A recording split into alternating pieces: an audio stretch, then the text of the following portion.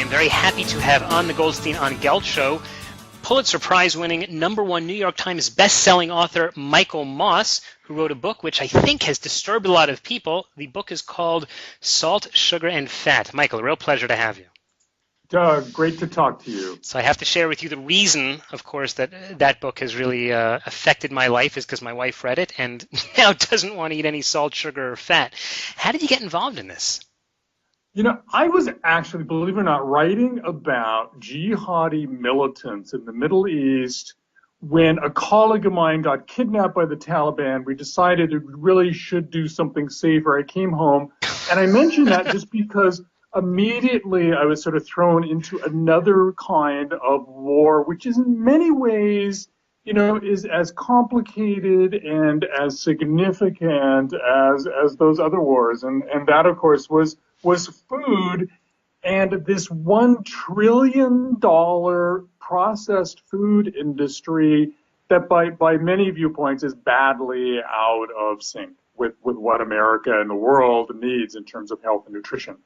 Okay, so I'm glad you mentioned the amount of money. $1 trillion is certainly a very substantial amount of money. It is an industry.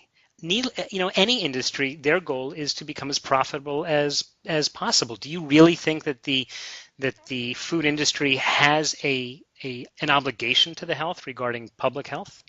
No, not at all. I'm glad you mentioned that, Doug, because I don't view this industry as this evil empire that's marching around the globe, intentionally making us all overweight or otherwise ill. You know, you pointed out correctly, these are companies doing what companies want to do, which is make as much money as possible by selling as much product as possible. The problem lies in their collective zeal to do that, and the problem lies in their own dependency on using heaps of salt, sugar, fat to make their products utterly alluring and saleable. So when you say their dependency, this is just the tool that they use to addict people the same way the cigarette companies would use nicotine.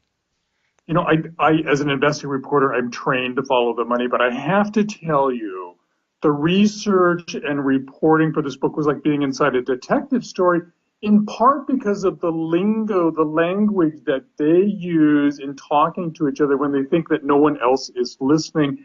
There's no word that they hate more than the A word, addictive. But when they're describing their day and night efforts to maximize the allure of their products, the language that they use is every bit as revealing. They talk about craveability, snackability, and one of my favorite terms, more-ishness, as in, well, look, these are not English majors, right? These are bench chemists, marketing officials, CEO, describing their all-out effort, not just to get us to like their products, but to want more and more of them. And they're good at this, obviously, right? Oh, they're totally good. I mean, I was researching and writing the book knowing as much as I was learning, and I was getting cravings, especially for potato chips, which is my downfall. I literally would, get up from the desk and walk downstairs and open the bag and go, wow, these guys really know their stuff.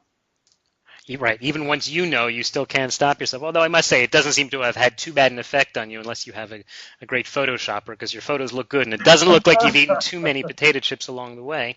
You know, weight is not the only measure of health, as you know. Yeah, that is certainly one of the issues. So the food companies are trying to obviously get us to buy more and more food. And as you know, this is a personal finance show. My day job is that I'm an investment advisor, and people often look to invest in companies where they can be pretty sure that that company will have ongoing earnings. At the rate that these food companies are going, do you think that it's reasonable that they will continue to be able to, if it's okay for me to say the word, to addict people to these to the salt, sugar, and fat? Well, from an investment standpoint, the good news is that these companies are as hooked on profits as we are hooked on their products.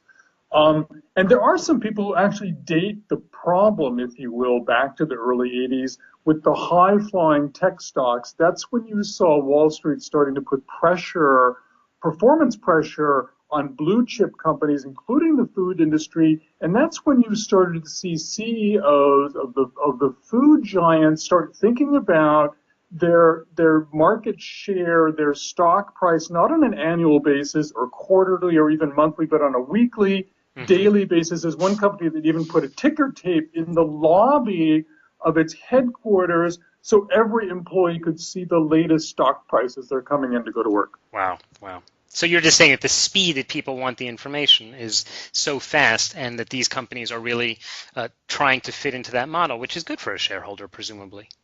Good for a shareholder, incredibly frustrating even to some of their own people. I was really struck by how inside these companies are cabals of insiders who are desperate to try to do the right thing by consumers. I spent a whole chapter talking about Kraft actually setting out, unilaterally with an anti-obesity initiative back in 2003 and doing some remarkable things to tone down its marketing and its formulation, running into the problem that this is such a fiercely competitive industry. I mean, look, when you walk into the grocery store, it seems all tranquil and there's soft music playing. The colors are bright and friendly, but behind the scenes, these companies are duking it out for space on the shelf. And that fierce competition basically rules out any attempts by companies individually to try to tone down, again, their reliance on salt, sugar, fat. It's quite an active market. We are talking to author Michael Moss. In fact, he's New York Times #1 best-selling author and Pulitzer Prize winning investigative reporter at the New York Times. He said that the food industry is very much like the Islamic Jihad type, the feeling that he gets in covering that and writing his book. Michael, let me go a little bit more in depth with how the government likes to get involved in our lives. Often it feels to protect us from our own stupidity. Now, there are certainly people on both sides of the equation saying whether the government should or shouldn't be involved. In the smoking industry, they put up their warnings, and even in the financial industry where I'm involved, there's a huge amount of government oversight. Is the food industry an appropriate place for the government to get involved, or should we just let the marketplace duke it out, share the information like you have with readers like my wife's, and let everyone make his own decision?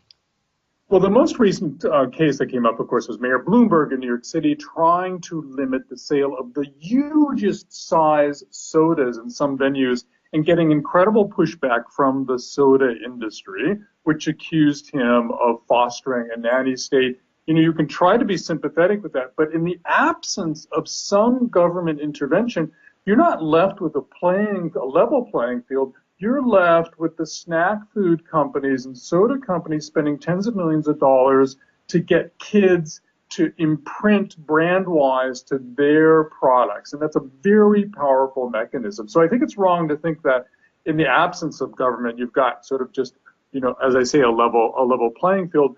But I'll tell you, one thing that really struck me was interviewing the former CEO of Philip Morris, who I write about in the book, because they became the largest food manufacturer in North America by acquiring the old company General Foods and General Mills. And and Kraft. And he, I put that question to him. I said, look, what about government regulation now? And he said to me, look, Michael, I'm no fan of government intervention, but you have to realize the financial pressure on these companies to perform is so intense that if for no other reason, they might want to embrace government regulation to give them some shielding, some protection from Wall Street, which I found to be totally fascinating.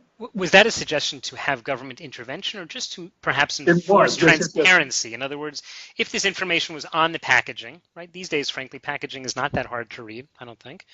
And we could have more of that, and maybe, in the school systems, kids could actually learn about how to take care of themselves. We could bring back home ec. Would that be enough, or do you think that they should actually do Bloomberg soda? No, I think the real sense is that the marketing power of the food giants and the formulations that they have is so overpowering that even having, the information in hand when you walk into the grocery store for many, many people is not enough to do the right thing by your own health. Wow, that does sound a little nanny state-esque.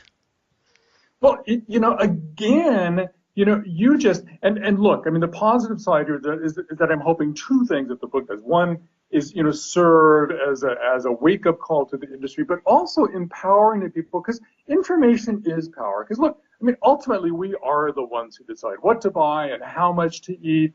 But again, it's really difficult even knowing. Look, I spent time with the former president of Coca-Cola for North America, South America. And he said to me, look, Michael, I know you're looking for smoking guns, but there really is no smoking gun here. The gun is right on the table. That's the genius of Coke.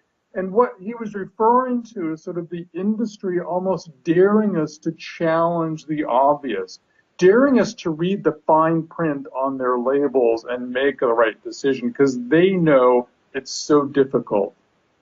So what would you suggest someone to do? The fact is, eating healthy costs a lot more than to fill up, during the day on cheap processed food.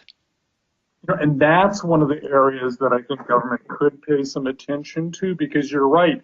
Walking to the grocery store, wanting to do the right thing is going to cost you in the wallet, because it does typically cost more to eat fresh fruits and vegetables than many of the highly processed foods in the store. So that's one thing that's going to have to change to help people who have the right intent but not the financial means to eat better.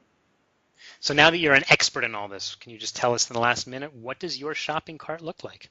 Well, look, I've got two boys at home. They're 9 and 14. They're walking bliss points for sugar. My wife Eve works outside of the home. There is no way we're going to end our dependency over processed foods. We're trying to gain control over them rather than let them control us. We've been working on breakfast cereal, for instance. Much of North America is hooked on, if not Israel. And we're trying to get the boys to actually like cereal brands with less sugar in them. And we do find that when we engage them in that decision, they bring stuff home that they'd rather be eating Fruit Loops or Cocoa Puffs, but that plain Cheerios that they bring home, I really find that they like them better, knowing that they're part of the conversation and decision making. So that's what we're trying to do, just chip away a little bit. Even though Cheerios are high sodium cereal, right? Well, some of them indeed are high sodium, and that's one of the issues. You can't solve the obesity epidemic or diabetes by just dialing back on one of the holy trinity, if you will, salt, sugar, or fat. Typically what the industry has done over the years is that when they pull back on one, they'll increase the other two because they need to maximize allure and the taste, or they won't sell. I guess that's what it comes down to. Okay, we have been talking to Michael Moss, who is the author of Salt, Sugar, Fat. Mike, in the last few seconds, just tell us, how can people follow your work? Oh, thank you. I have a website called michaelmossbooks.com where you can get updates. The book is now being translated into 14 languages, and you can see some of the covers and get some of the news on my speaking appearances. All right, that sounds great. Michael Moss, thank you so much for your time. Thank you, Doug. You've been listening to the Goldstein on Gelt Show with money maven Doug Goldstein. Doug's weekly radio show is heard around the world, but if you miss it, you can download the podcast at www.goldsteinongelt.com. The Goldstein on Gelt Show gives you up-to-date financial ideas so you can get on the path to financial freedom. If you'd like your questions answered on the air or off, send Doug an email to doug@profile-financial.com. It's your money for your future, so join Doug every week to build your wealth on the Goldstein on Gelt Show.